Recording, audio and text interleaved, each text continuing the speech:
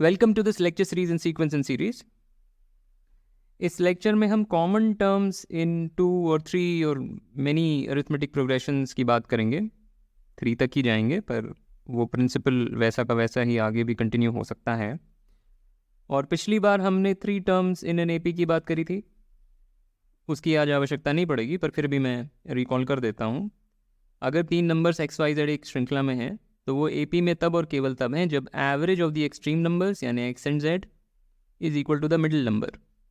इसी बात को दूसरी तरह से ऐसे बोल सकते हैं कि the sum of the extremes is twice the middle. Okay, तो ये तो कुछ भी नहीं है। और उसके पहले हमने एपी की परिभाषा देखी थी फर्स्ट लेक्चर में, और सेकेंड लेक्चर में आई थिंक हमने देखा था कि जनरल टर्म का फॉर्मूला क्या होता है। तो अगर किसी एपी का फर्स्ट टर्म ए है और कॉमन डिफरेंस डी है तो nth टर्म ऐसे लिखा जा सकता है। Okay, some problems for practice and now let us get started। तो जैसे कि मैंने बोला, ये lecture common terms in 2 arithmetic progressions की चर्चा करेगा, पर पहला इलस्ट्रेशन एग्जैक्टली वैसा नहीं है, पर फिर भी यहाँ से हम कुछ सीखेंगे जो मेरे ख्याल से काम आएगा। तो हमसे पूछा गया है कि कितने ऐसे नेचुरल नंबर्स हैं जो 300 से छोटे हैं, स्ट्रिक्टली छोटे हैं, जो 6 से डिविजिबल हैं और 9 से डिविजिबल नहीं है। ठीक है, तो उदाहरण के लिए 6 एक ऐसा नेचुरल नंबर है, 6 से डिविजिबल है, 9 से डिविजिबल नहीं है।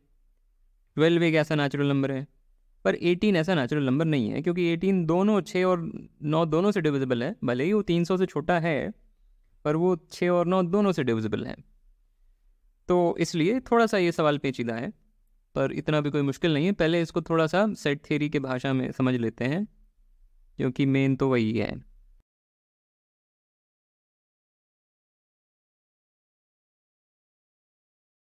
तो ये जो रेक्टेंगल है ये डिनोट कर रहा है सारे नंबर्स जो 300 से छोटे हैं, सारे नेचुरल नंबर्स जो 300 से छोटे हैं। तो वो तो ये रेक्टेंगल हो गया। ए वो नंबर्स हो गए जो कि 6 से डिविजिबल हैं, और बी वो नंबर्स हो गए जो 9 से डिविजिबल हैं। लिख देता हूँ। तो ए इज एक्स तो मैंने लिख ही दिया है। ए इज वो सारे नेचुरल नंबर्स जो 300 से छोटे हैं और जिनको 6 डिवाइड करता है। ठीक है, और बी वो सारे नेचुरल नंबर्स जो 300 से छोटे हैं और जिनको 9 डिवाइड करता है।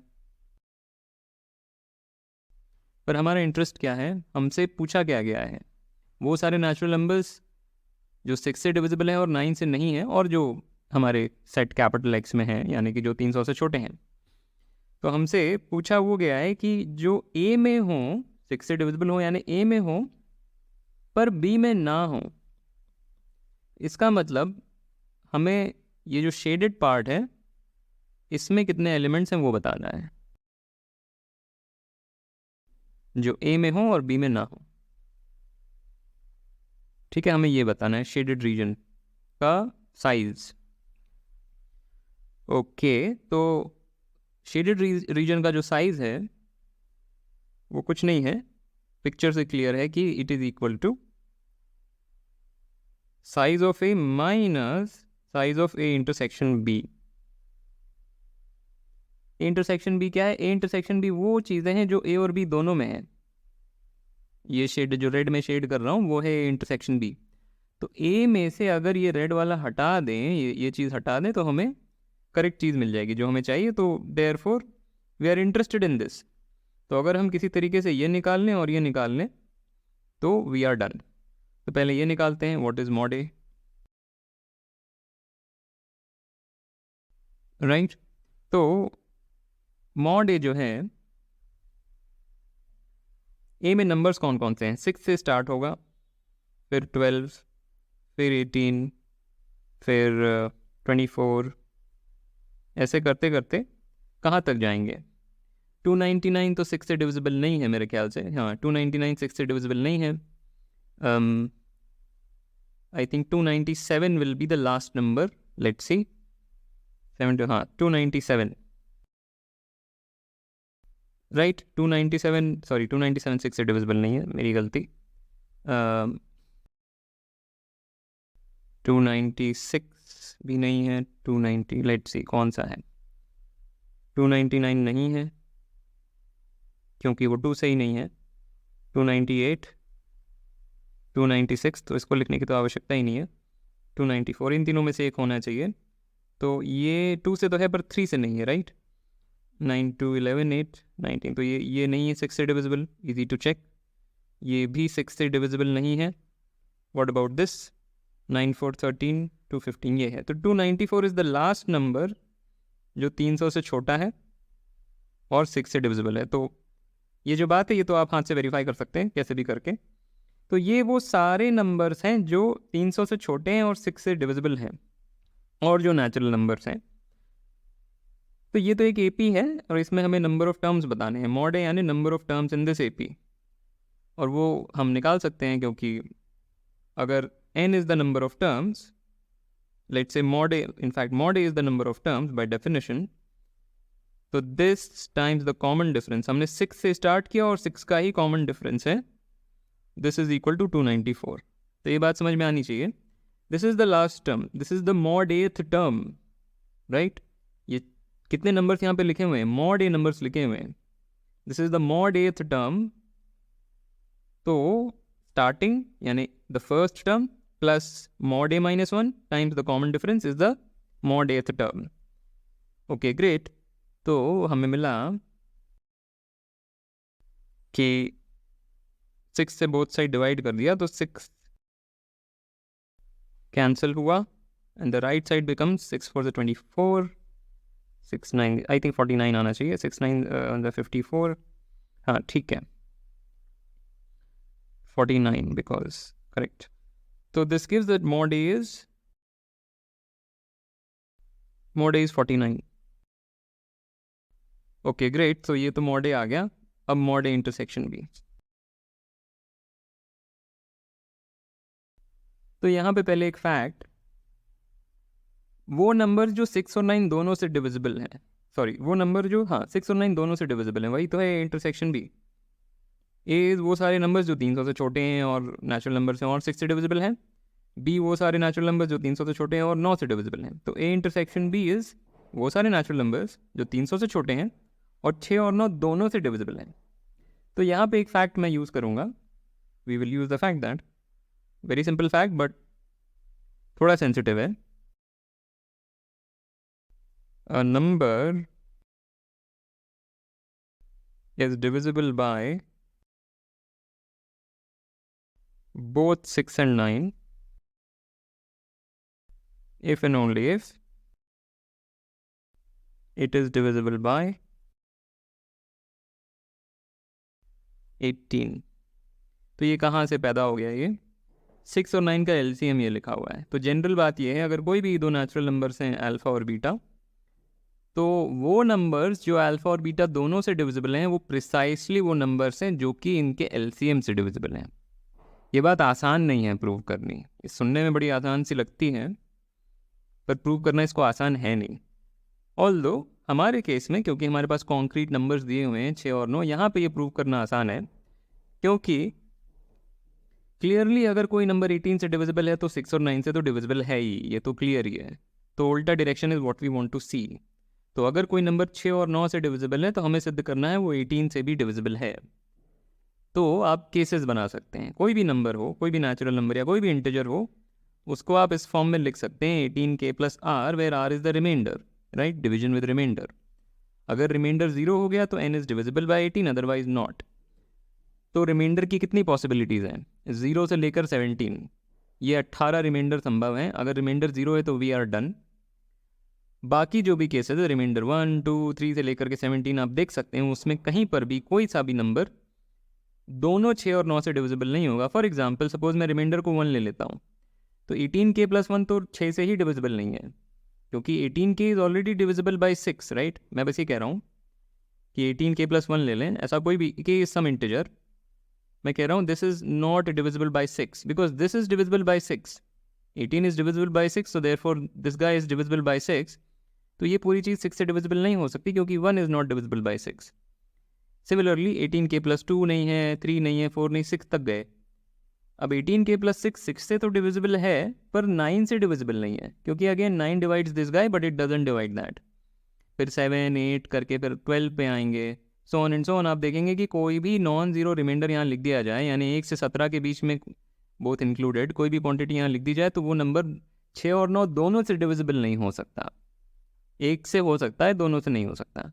तो ये जो बात है, ये इन दिस स्मॉल केस ये तो बहुत आसान है वेरीफाई करना, पर जो जनरल फैक्ट है वो यही है कि अगर अल्फ़ा और बीटा दो पॉजिटिव इंटीजर्स हैं तो उन दोनों से डिविजिबल होने वाले नंबर्स प्रिसाइसली वो नंबर्स हैं जो उनके एलसीएम से डिविजिबल होते हैं. Okay, now that we know this, what are the numbers less than 300 जो 18 से डिविजिबल हैं और जो नेचुरल नंबर्स हैं. तो हम 18 से स्टार्ट करेंगे, 18 के बाद 36, 36 के बाद 54 एंड सो ऑन, और फिर जो लास्ट नंबर है 300 से छोटा जो 18 से डिविजिबल है. तो ये बड़ा मतलब ऐसे तो फ्लोर फंक्शन की भाषा में तुरंत ये बताया जा सकता है, पर फिर भी मैं वो नहीं करना चाहता. तो 318 को अगर 10 से कर दिया जाए, let's try 15, 5 8 40, 270. So 16, I think 16 will do. 288. So I think 288 is the last number less than 300 divisible by 18. Right, simple verification. तो ये वो सारे नंबर्स हैं जो 300 से छोटे हैं और जो नेचुरल नंबर्स हैं और जो 18 से डिविजिबल हैं. अब ये एक एपी है जिसका कि हमें मॉड ए इंटरसेक्शन बीथ टर्म बताना है. तो सेम चीज़ जो पहले करी, तो 18 plus mod A intersection B minus 1 into 18 is 288, which gives mod A intersection B is 16. So हमें mod A मिल गया, हमें mod A intersection B मिल गया, हमें बताना ये था. So this becomes 49 minus 16, which is whatever 33, I think 36. तो 36 numbers ऐसे हैं और ये ऑप्शन में कहीं है ही नहीं.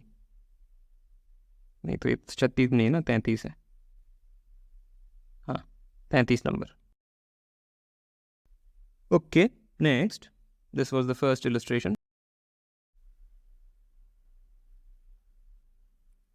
ओके, तो अब कॉमन टर्म्स का एक सवाल. तो हमारे पास दो अरिथमेटिक प्रोग्रेशंस दिए हुए हैं. पहले का स्टार्टिंग जो फर्स्ट टर्म है वो 3 है और कॉमन डिफरेंस 4 का है, और लास्ट टर्म है 407. तो टोटल कितने टर्म्स हो गए? टोटल 102 टर्म्स आएंगे इसमें. ये this is the first, second, third, I think total 102 वो देखेंगे हम. और दूसरी जो अरिथमेटिक प्रोग्रेशन है उसमें first term is 2, common difference is 7, last term is 709, and I think इसमें भी 102 ही टर्म्स हैं. राइट, तो let's see. So 3 plus, let's calculate the number of terms in the first one. तो अगर टोटल n टर्म्स हैं तो 3 plus n minus 1 into 4 is 407, which gives n minus 1 is 101. या सो 102 terms, और सिमिलरली दूसरी AP में भी 102 टर्म्स. खैर वो इतना इंपॉर्टेंट नहीं है. हमें पूछा गया इन दोनों में कॉमन टर्म्स कितने. Okay, so as usual pause the video and try to solve this. Interesting सवाल है और let me try to explain now. तो एक बार के लिए मान लेते हैं कि ये कहीं पे ख़त्म नहीं हो रहा था. ठीक है, ये जो दोनों एपीज थी ये इनफाइनाइटली एक्सटेंड हो रही थी. उसमें एक बार हम डिस्क्राइब करने की कोशिश करते हैं कि कॉमन टर्म्स कौन से हैं. एक बार वो हमने डिस्क्राइब कर दिया तो फिर एक कट ऑफ भर की बात है कि कहाँ पे जाकर के रुकना है. जो हमारा ये बाउंड्री है हमें वो ब्रीच नहीं करनी. एक बार common terms just infinite extension में निकाल लें तो फिर वो बाउंड्री वाले कंस्ट्रेंट्स तो हम एक इनइक्वालिटी से डील कर लेंगे, देखेंगे. तो एक बार वो भूल जाएं कि ये दोनों एंड हो रहे थे, तो हमारे पास जो पहली एपी लिखी है वो ये है और जो दूसरी लिखी है वो ये है. ओके, एक बार जस्ट मार्क करते हैं कि कौन कौन से टर्म्स कॉमन हैं and let's use just the bottom one, जो नीचे वाली एपी है उसमें ही हम केवल मार्क कर लेते हैं कि कॉमन कौन कौन से आ रहे हैं। तो अगर हम थोड़ा सा कंप्यूट करेंगे तो या रादर जस्ट विजुअली देखेंगे तो 23 is the first term that is turning out to be common.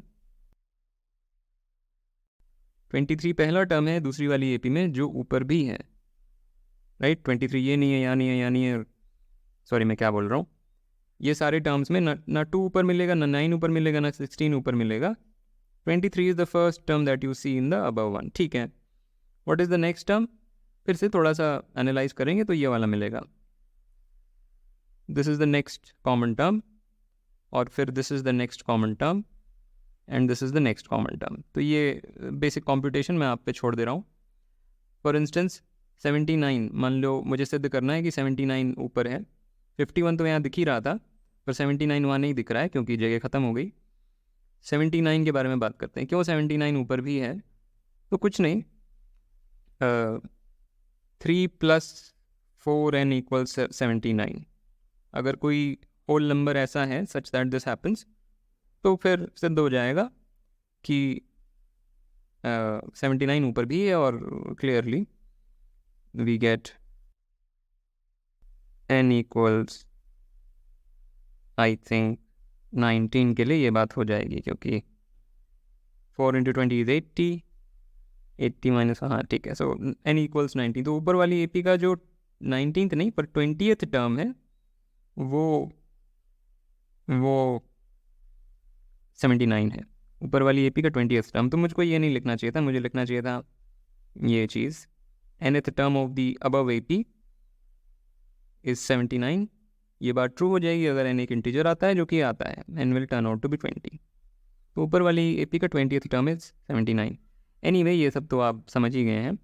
तो ये सारे टर्म्स कॉमन आ रहे हैं, और यहाँ पे जो रोचक बात है कि ये भी एक एपी है, पहला टर्म 23 और फिर जो गैप्स हैं वो 28 के हैं। क्यों 28? क्योंकि जो ओरिजिनली जो एपी है उसमें 7 के गैप्स हैं, पर कितने यहाँ पे टर्म्स हैं, यहाँ पे 4 जंप्स हमने किए, 4 स्टेप्स का जंप लिया, तो 7 × 4 विच इज़ 28। तो हम एटलीस्ट जस्ट कंप्यूटेशन से एक पैटर्न देख पा रहे हैं कि जो कॉमन टर्म्स हैं वो एक एपी बना रहे हैं जिनका कि पहला term is 23 and the common difference is 28। और interestingly what is 28? 28 is the product of 4 and 7. 4 was the common difference of the first AP and 7 was the common difference of the second AP. और जो common terms की AP है उसका common difference 28 आ रहा है, which is the product of these two things. तो ये बड़ी interesting बात है। Let's try to justify कि क्यों ये 28 आ रहा है।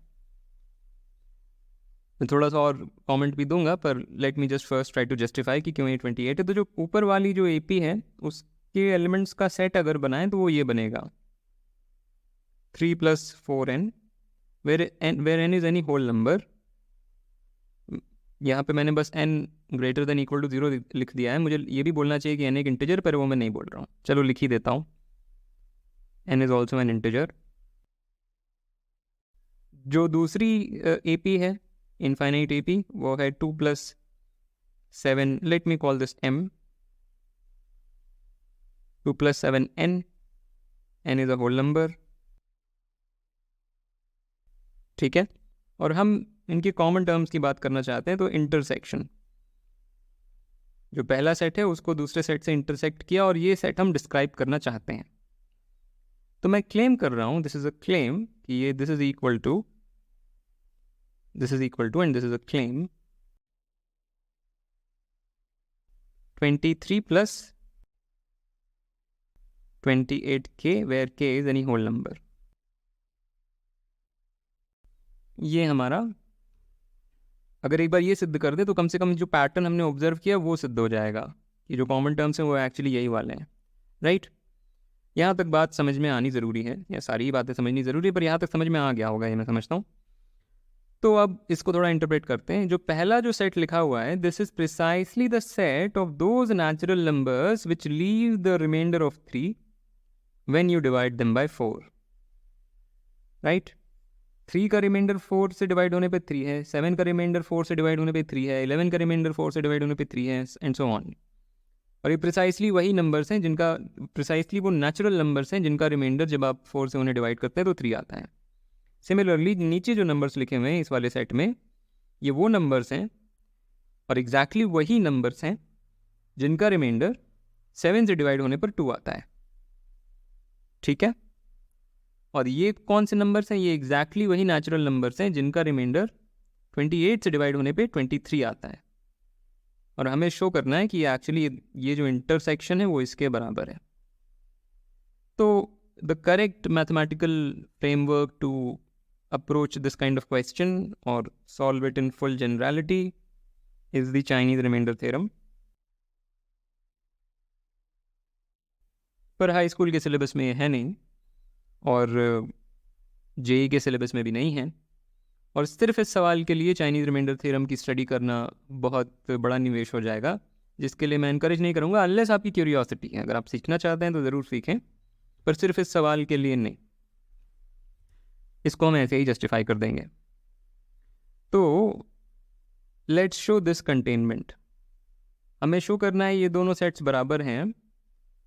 तो अगर हमने ये कंटेनमेंट शो कर दिया, माने कि राइट साइड वाला सेट लेफ्ट साइड वाले सेट में कंटेन्ड है, और फिर हमने शो कर दिया कि लेफ्ट साइड वाला सेट राइट साइड वाले सेट में कंटेन्ड है, then we are done, right.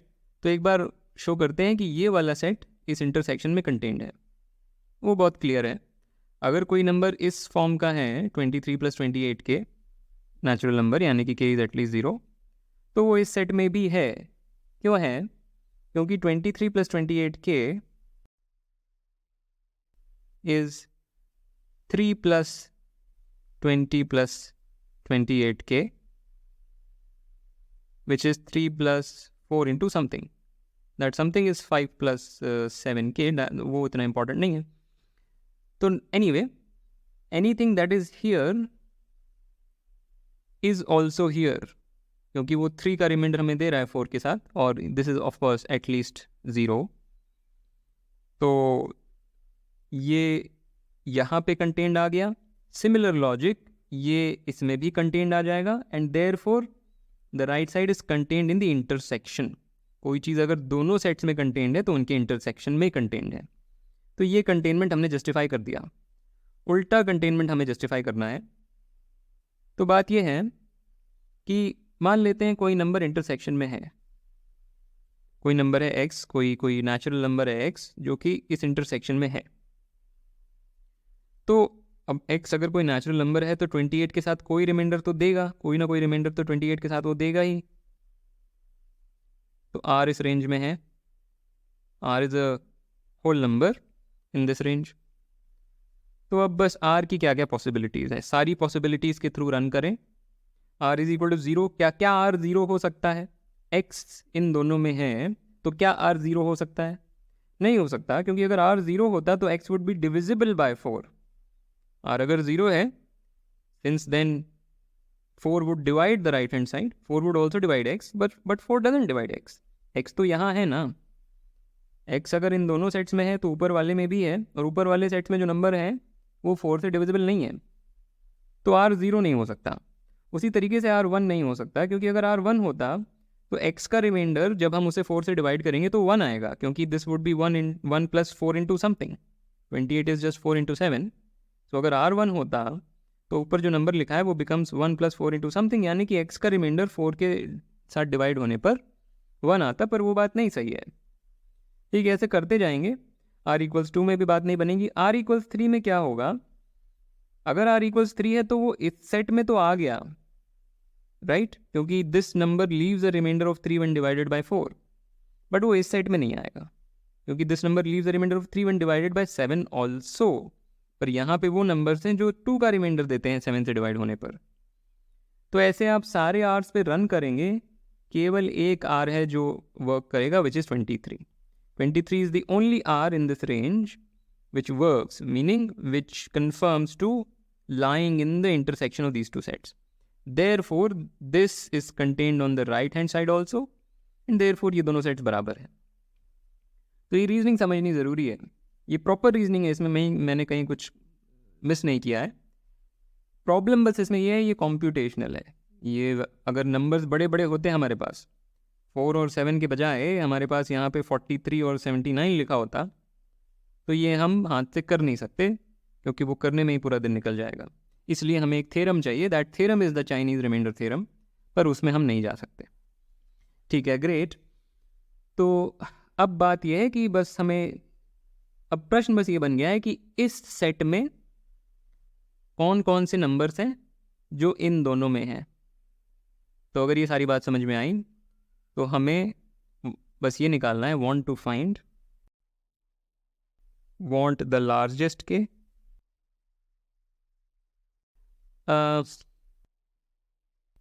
Well largest k नहीं, लार्जेस्ट के +1।